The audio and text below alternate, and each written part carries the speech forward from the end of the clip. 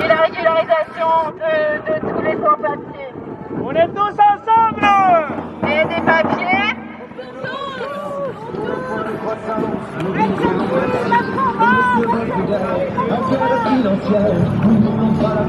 Et oui.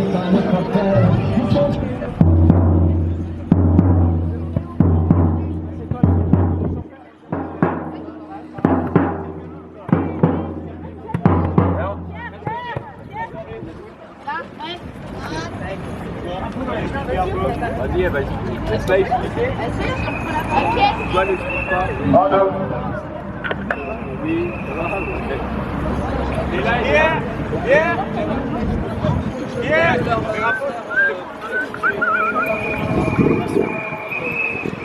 Bonjour à tous, vous m'entendez? Tant mieux, juste un petit point d'explication.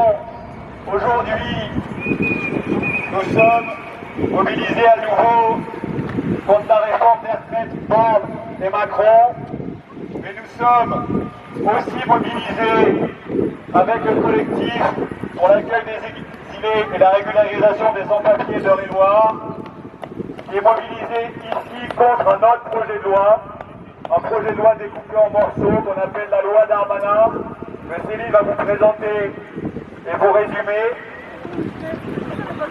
Nous allons ensuite marcher tous ensemble pour dénoncer les politiques de Macron, de Borne et consorts concernant à la fois les jeunes, les retraités, les salariés, qu'ils soient français ou étrangers.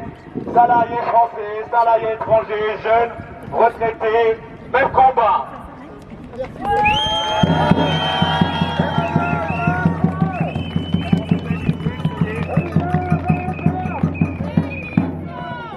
Darmanin, au QTF. Darmanin. Donc aujourd'hui, le collectif ARSP 28 appelé à se mobiliser. Encore une fois, une deuxième fois après le 4 mars, une première mobilisation contre le projet Darmanin. C'est dans le cadre de l'appel du collectif national uni contre l'immigration jetable et de la marche des solidarités. C'est une quarantaine de villes aujourd'hui qui se mobilisent.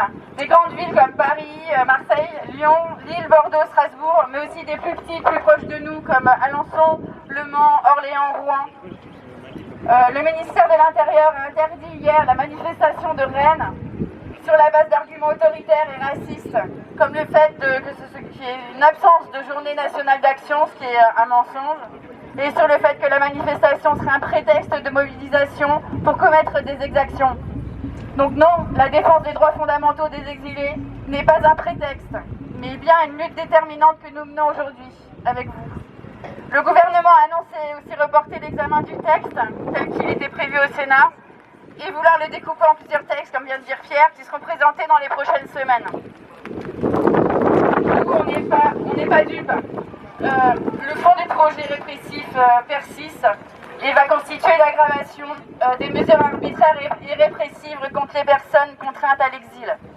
Le gouvernement espère faire passer les volets les plus répressifs avec l'appui de la droite et de l'extrême droite. Le ministre de l'Intérieur a annoncé hier dans la presse que la France a besoin d'un texte ferme contre l'immigration irrégulière.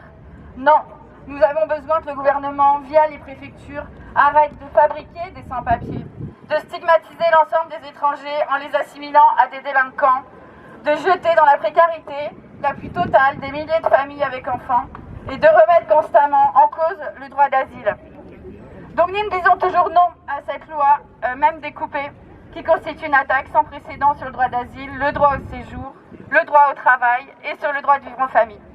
Donc régularisation des sans-papiers, liberté de circulation et égalité des droits.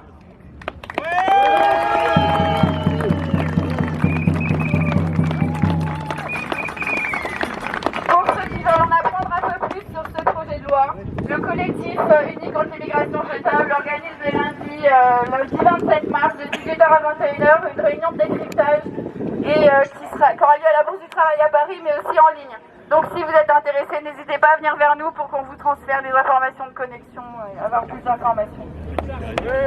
Voilà, et on lâche rien. Ni sur les retraites, ni sur les droits des exilés.